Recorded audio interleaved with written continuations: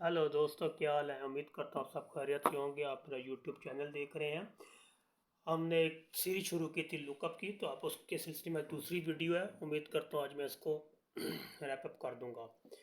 मैंने एक टेबल दिया है जिसमें स्टूडेंट्स हैं, स्टूडेंट्स का डाटा है, नेम है, कॉलम बी में उसका नंबर है, और हमने इसके ग्रेडिंग करनी है। और ग्रेडिंग के लिए जो मैंने इसका एक डाटा बनाया हुआ है, ये है कि इसकी बेस पे ग्रेडिंग की जाए। ये मैंने पहले से सारा डाटा सर्च से बना लिया था कि टाइम हमारा बच जाए। फॉर्म लुकअप के बारे में मैंने कल आपको बहुत डिटेल में बता दिया था कि लुकअप कैसे काम करता है। देख लें इस डाटे, ये लुकअप हमारी वैल्यूज़ हैं हर सेल की, और ये हमारी लुकअप अरे है, और ये हमारी रिजल्ट अरे है। अगर मैं यहाँ पे फार्मूला लगाऊं,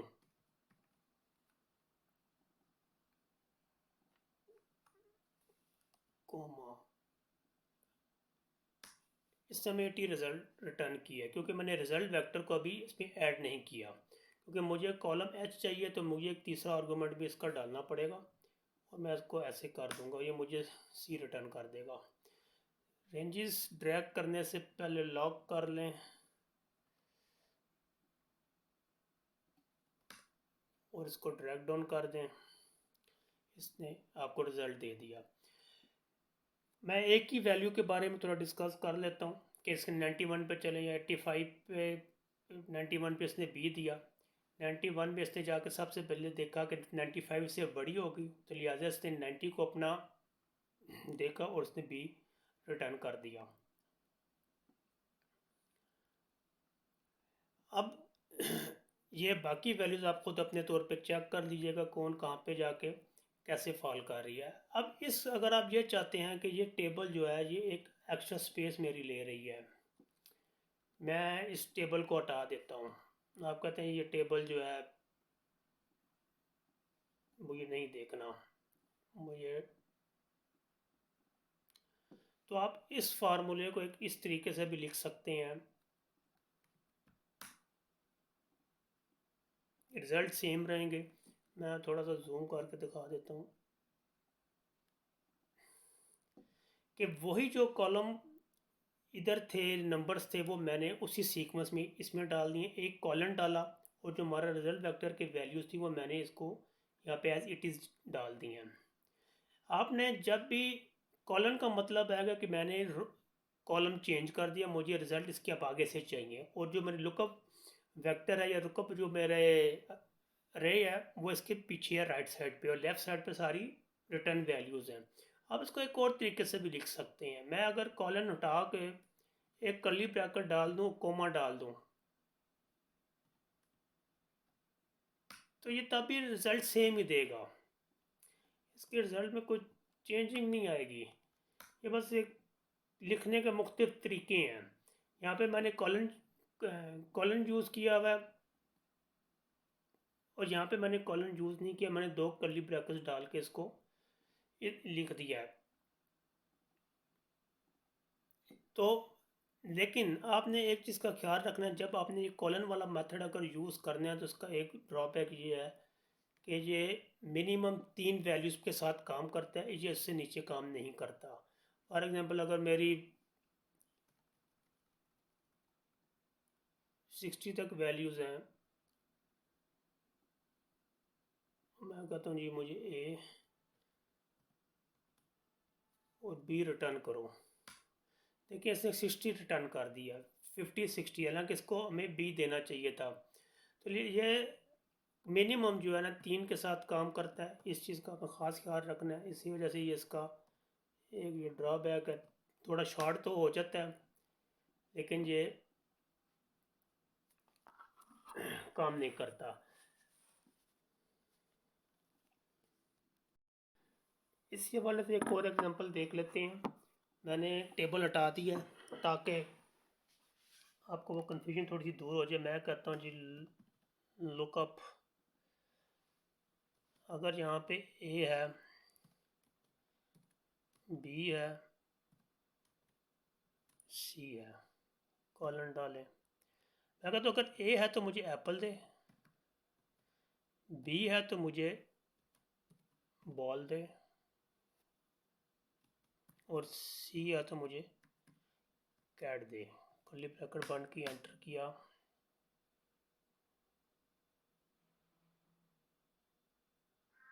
कुछ गड़बड़ है, कर्ली ब्रैकेट हमने स्टार्ट में नहीं लगाई हुई, सॉरी।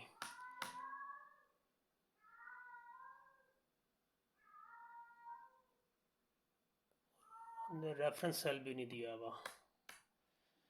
जी, अब मैंने कहा था कि ए हो तो हमें एप्पल दे, बी हो तो हमें बॉल दे, सी हो तो हमें कैट दे।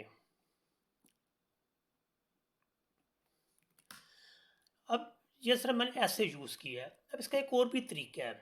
अब मैं रेंजेस भी यहाँ पे बना सकता हूँ। अगर मैं एक रखूँ और मैं यहाँ पे डी लिख दूँ और यहाँ पे मैं एच लिख दूँ, अब ये वही वाली रेंजेस बनाएगा जौन सी मैंने आपको समझाई थी पिछली अपनी वीडियो में। अब ये ए बी सी, ये सी तक हमें एप्पल देगा। अब बी भी डालें तो हमें एप्पल देगा, ए भी डालें तो हमें एप्पल देगा। ये हमें बॉल तब देगा जब डी और डी से बड़ी और एच से छोटी फिगर जाएंगी। मैंने अब डी डाला, इसने बॉल दे दिया। मैं ई डालूंगा, ये हमें फिर बॉल देगा। अब एच तक जो है, एच आप डालें, इससे कैट दिया। अब एच से आगे आप जौन सी मर्जी फिगर डाल दें, ये आपको कैट ही देगा।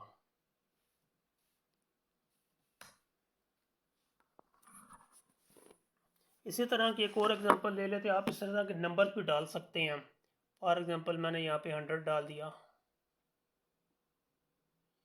यहाँ पे मैंने 200 डाल दिया, यहाँ पे मैंने 300 डाल दिया। यहाँ की आप वैसे तो आप इसके साथ भी काम कर सकते हैं।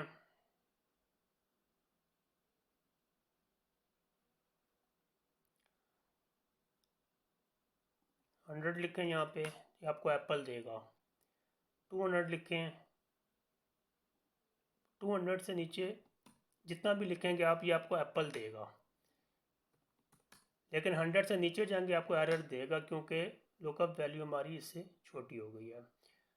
300 तक ये आपको कैट देगा। 300 से जैसे ही ऊपर जाएंगे ये आपको स्टिल कैट देगा। अगर आप ये चाहते हैं कि मैं एक बेंचमार्क बनाना चाहता हूँ कि मेरा 300 लास्ट लुकअप वैल्यू है, 300 हमें ये कैट दे, लेकिन 300 के बाद हमें कोई वैल्यू ना ये दे, तो अब इसके लिए थोड़ा सा करेंगे। अब 300 के बाद एक अमाउंट और लिख देंगे, 301, और इसको कहेंगे जब 301 से बड़ी वैल्यू आ जाए तो हमें ब्लैंक दे दे, 2 कोट्स डाल दें। इसने आपको कर दिया। 300 लिखेंगे तो आपको एक कैट देगा, 301 लिखेंगे ब्लैंक देगा, दो मर्जी आप लिख लें, ये आपको ब्लैंक देगा। 200 और 300 के दरमियान ये आपको बॉल देगा।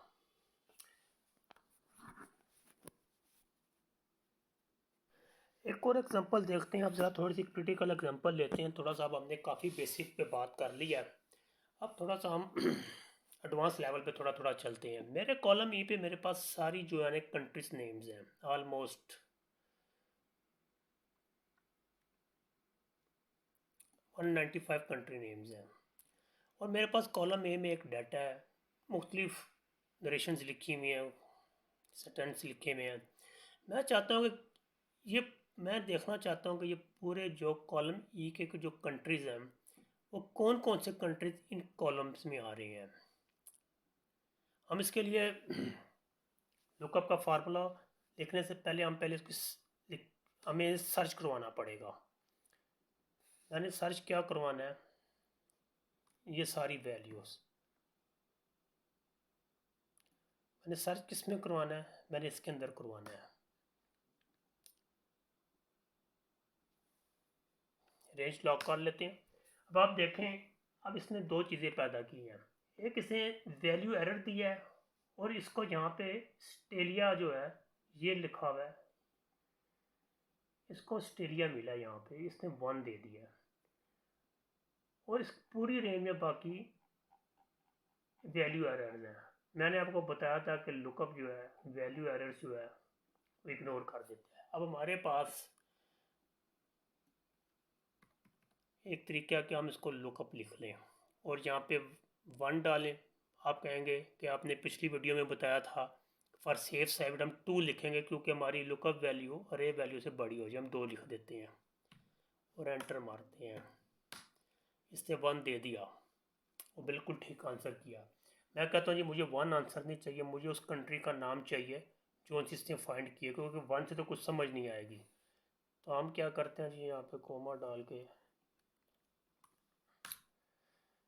जी, ऑस्ट्रेलिया आ गया जी हमारे पास। अब मैं आपके इसको ड्रैग डाउन करता हूँ और अब आपने ज़रा गौर करना है कि इसमें एरर प्रोड्यूस होंगे। इसने 3 एरर दे दिए हैं हमें।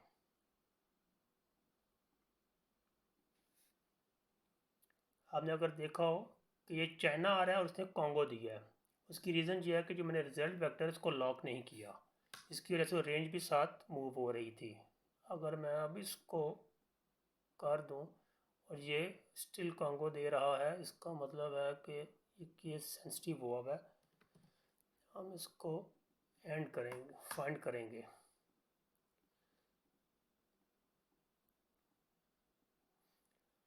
स्टिल दे रहा है, उसकी रीज़न ये है कि रेंज अभी भी लॉक नहीं हुई, रेंज ऊपर ही है। दैट्स इट, ठीक हो गया। इस तरह के एरर्स आते रहते हैं जो आपको ट्रबल शूट करने पड़ते हैं। ये अच्छा हुआ कि आपके होते भी आया। अच्छा लेट्स सपोज अब चलते कि एन ए दे रहा है, इसका मतलब या तो हमारा फार्मूला गलत हो गया या तो हमारी कोई टेक्निक गलत हो गई। अगर मैं इस लुकअप वेक्टर को बाहर निकाल के आपको दिखाऊं तो आप देखें इसने एरर तो दिया हुआ है, लेकिन अब इसने 14 दिया हुआ है क्योंकि उसको 14 नंबर पे जो बेल्जियम है वो मिला है। अब प्रॉब्लम यहाँ पे ये हो गई है कि हमने तो यहाँ पे लुकअप 2 दिया हुआ है, हमारी लुकअप वैल्यू जो है वो लुकअप रे से छोटी हो गई तो उसने एन ए दे दिया। अब या तो इसका एक तरीका ये है कि अब हम हर दफ़ा इसको ऐसे देखें तो फिर इस फार्मूले का क्या फ़ायदा हुआ। फिर एक तरीका ये है कि हम यहाँ पे 1000 लिख देते हैं। आपने बड़ा अच्छा सोचा, इसने सारे रिजल्ट दे दिए, Egypt Egypt, China China, Brazil Brazil, Barbudas Barbudas. अब प्रॉब्लम ये है कि ये तो हमने एक सिलेक्टिव डाटा लिया हुआ है 200 रोज़ का। अगर लेट्स सपोज आपके पास 10,000 रोज़ से ज़्यादा रोज़ आ गई तो आप फिर क्या करेंगे? क्या हर दफ़ा ऐसे जाके वैल्यूज़ बढ़ाते रहेंगे? सर नहीं, ऐसे नहीं होगा, हम इसको फुली डायनामिक कर देंगे। एक तो तरीका ये हमने कल आपको बताया था मैंने कि एक 9.99 ई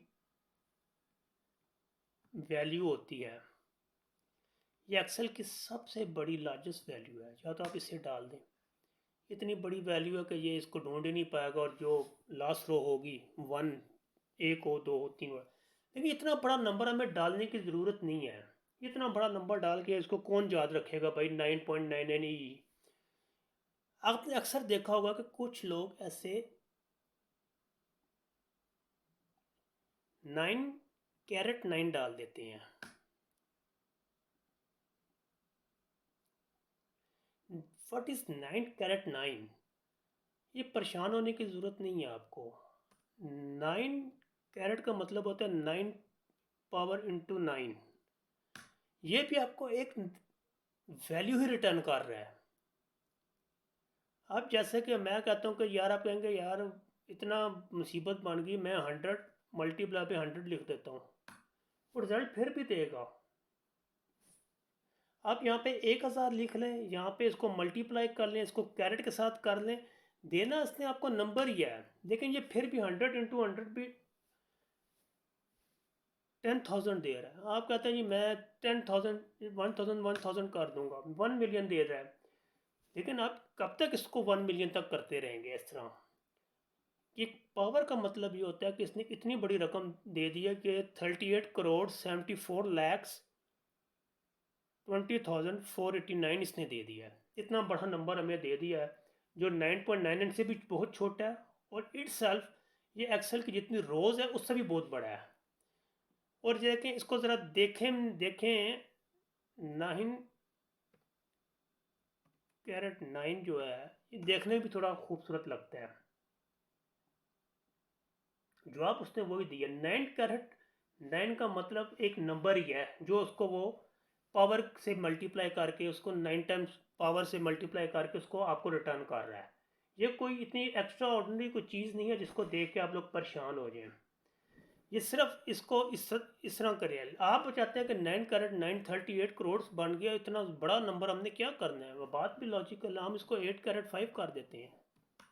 देना इसने नंबर ही आपको, और आपने इस नंबर को ही ये इसको इस लुकअप अरे जो अंदर आपकी बनी हुई है इस 14 को देख रहे हैं। लेट्स सपोज मैं अगर आपको अब बताऊं, मैं इस अरे को रिमूव करता हूं और हम जाके इजिप्ट या बारबुडास की अरे को देखते हैं।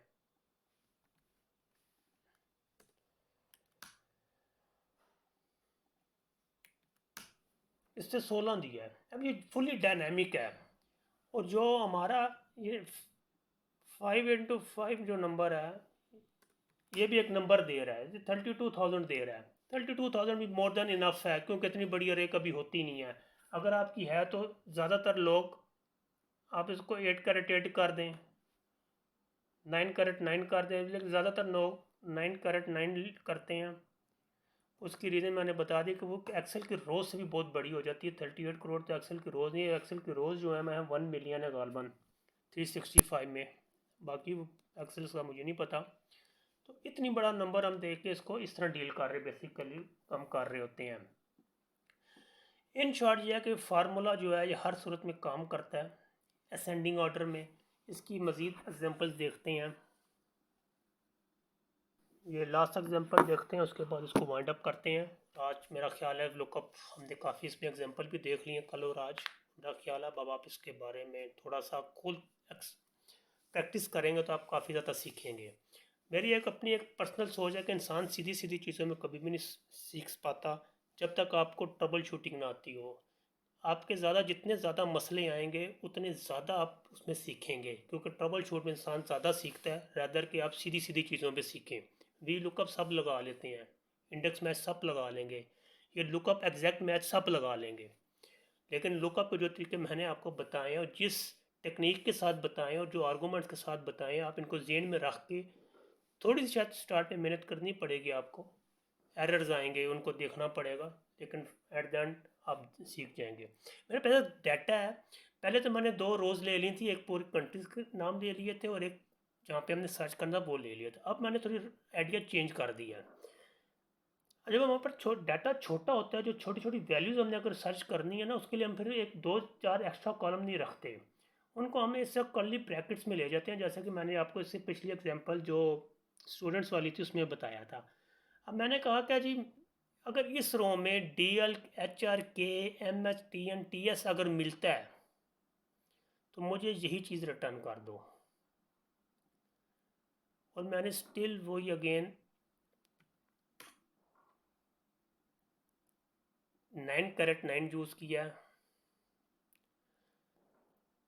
उसको ड्रैग डाउन करें, इसने आके यहाँ पे आके नहीं ढूंढा क्योंकि यहाँ पे NPNS है, और NPNS यहाँ पे हमने कहीं पे डाला ही नहीं है कि उसको आगे आप जाके ढूंढे।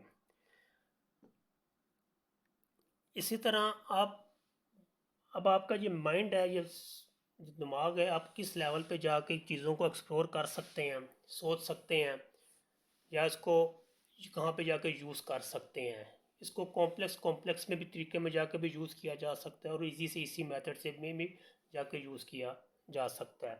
उम्मीद करता हूँ आपको ये पसंद आया होगा। अपना बहुत सा ख्याल रखिएगा।